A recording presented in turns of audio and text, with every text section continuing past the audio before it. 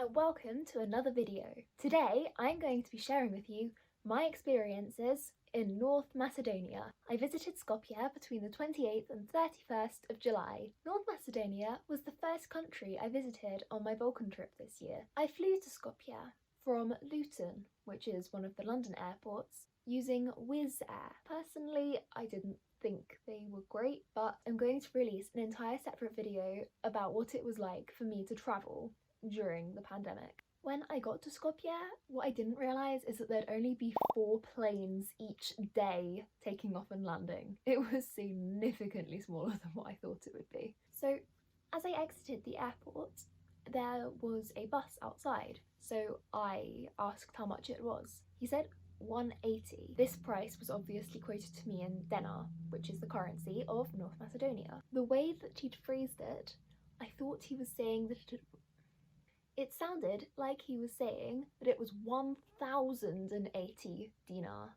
It should have been 180 denar. This led to me thinking that this was a private bus, and the public bus, which I knew that I needed to take, was likely somewhere else around the airport. I walked around the corner, I couldn't find anything, I was quite confused, and because he'd quoted me such a high price, which was about a third of my spending money for whilst I was there, I walked away and said no. However, what I didn't realise is this bus service only came to the airport when flights arrived. The next bus would have been in about 6 hours. Therefore, I first decided I wanted to walk back, which would probably have been a bad idea given that I'd basically run out of water, and it was about 10 miles. So due to this, I was still there after the bus had left, and I assumed that there'd be another bus in maybe half an hour that I could get on. Obviously that didn't happen because the next one was 6 hours away. So that led to me having to get a taxi. Walking to the hostel was not a good idea because it was over 30 degrees Celsius, and I might have tried a bit harder had I not got to the end of the first road for there to be a gate. I did sort of half try to climb over it, but ultimately it wasn't worth it. I also saw some no trespassing signs, and I didn't really feel like getting shot. So I returned to the airport and I opted to take a taxi. Due to the bus situation, I felt I had no other choice. The taxi cost me 20 euros. They charged me in euros instead of denar. And since I didn't even know what the local currency really looked like, apart from the 1000 denar note, which I'd gotten out of the ATM earlier, I feared that I would be shortchanged. I asked to be dropped off in a closer city and asked if I could get it cheaper because of that. However, they refused. They claimed it was the centre of Skopje. It wasn't.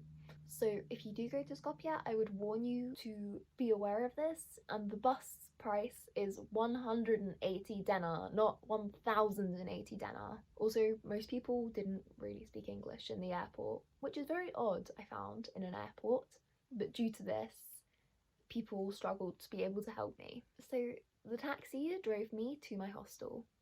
I stayed in Hostel Mickitos. The owner of the hostel met me outside and took me up to the room, which is actually on the 4th floor. Due to the pandemic, there weren't that many people. I was the only girl staying there, so I ended up with a dorm room to myself. I had a choice of any of 6 beds that I wanted to sleep on. There was also a balcony which looked out over the sound centre up to a hill which was on the edge of Skopje. On top of the hill there is a monument called the Millennium Cross. At night this lights up and you can see it from all over the city. I guess it's helpful if you ever need to know which cardinal direction you're facing. I often sat outside on the balcony. On the first day, when I had unpacked my stuff, I went and I walked into the town centre. There is an old bazaar there. This consists of many very small streets with a lot of shops down the sides of them. I don't know why, but there appeared to be a lot of jewellery stores and shoe shops. The tourist shops I could understand, but I felt that it was very odd, so many stores selling more luxury items. I went to the nearest supermarket that I could find. It was about a 10-minute walk away, so it wasn't too far. I had originally been trying to find a supermarket whilst I was walking around the old bazaar, but I can't eat jewellery or shoes. or fridge magnets for that matter.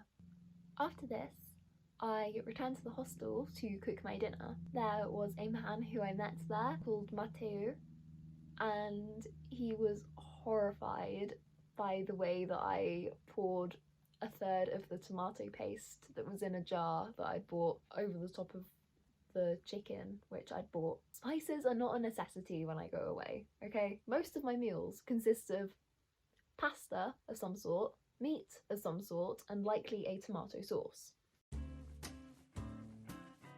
The following day, I went into Alexander the Great's Square. I don't know how I managed to miss this the first day I was walking around trying to find a supermarket, because it really is where every single street leads.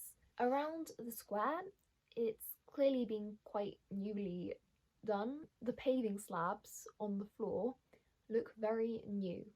The whole area seems to have been quite modernised. Something I found so helpful in Skopje, which I've seen almost nowhere else, was the fact that they have water fountains available for free in public. I guess it's more necessary because whilst I was there, most of the time it got up to about 38 degrees Celsius. The rest of the day was spent exploring around the area and seeing just what they had modernised. I went past the Mother Teresa house. The following day, I decided that I wanted to walk up to the Millennium Cross. There is normally a cable car which goes up to the top, however, due to COVID, this wasn't running. I decided to walk. I got about halfway to where the original cable car station would have been, and I realised that I did not have water. It would have taken me at least another 2 hours of walking uphill, and I decided that it was a bad idea to continue. As I wasn't able to get up to the top, I decided that I would spend another day exploring the smaller side streets. It's weird to see how much of a contrast there is between the old-fashioned cobblestone roads of the old bazaar and the buildings made in Yugoslav times, which are generally of lower quality. It wasn't a very rich country. The following day, I had an early bus out to Tirana. My bus left at 8 AM. The bus station is the same place as the train station, and the bus station is underneath the train station, and the bus station seemed a lot more busy than the train station. In that area of the world, there generally aren't very good and advanced train networks connecting cities, and therefore they tend to be very slow and overpriced. Therefore, most people find it much more beneficial to use buses instead. And there are a lot of buses going between cities. So now I'm going to share some updates to what I'm doing with my channel and where I am now. So because I'm currently not able to travel, I'm going to be sharing stories of my old trips with you. When I am able to travel again, I will make sure to take you with me, and I will film everything, and I'll try and upload it whilst I'm away, which should give you a more accurate representation of what I'm doing at the moment. For quicker updates, you might want to follow me on Instagram at 17andtraveling, same name as my YouTube channel. The link to both me and my friend who edits these videos' Instagram accounts are always going to be listed in the description. So currently my friend is away at university, so she has a lot of work to be doing. I'm currently aiming to get out one video each week. At the beginning, this may be one video every 1 to 2 weeks, but we're trying our best to get as many videos out as possible. In terms of the rest of my trip in the Balkans, I also visited Albania and Kosovo. However, I'm going to talk about those in separate videos, as I think it's only fair that Serbia got its own video, so I'm going to dedicate a video to North Macedonia, which was today's video, as well as Albania and Kosovo.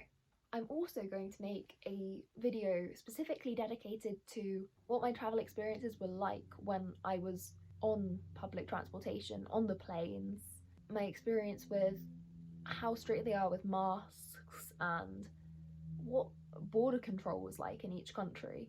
The last update I want to share with you guys is that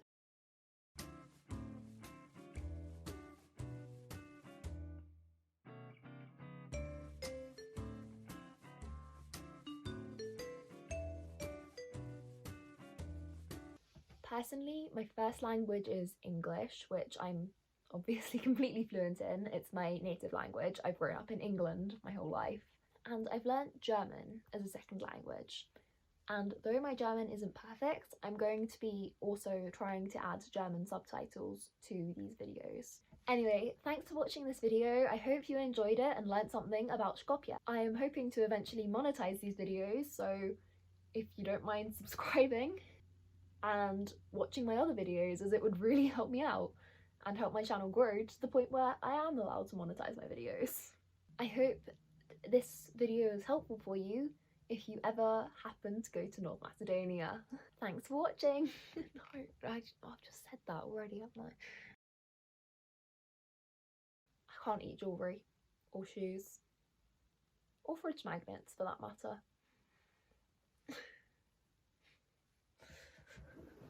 I mean, I guess I could, it just wouldn't be very helpful or healthy. And I didn't have travel insurance, so it'd probably end up costing me a lot of money in hospital.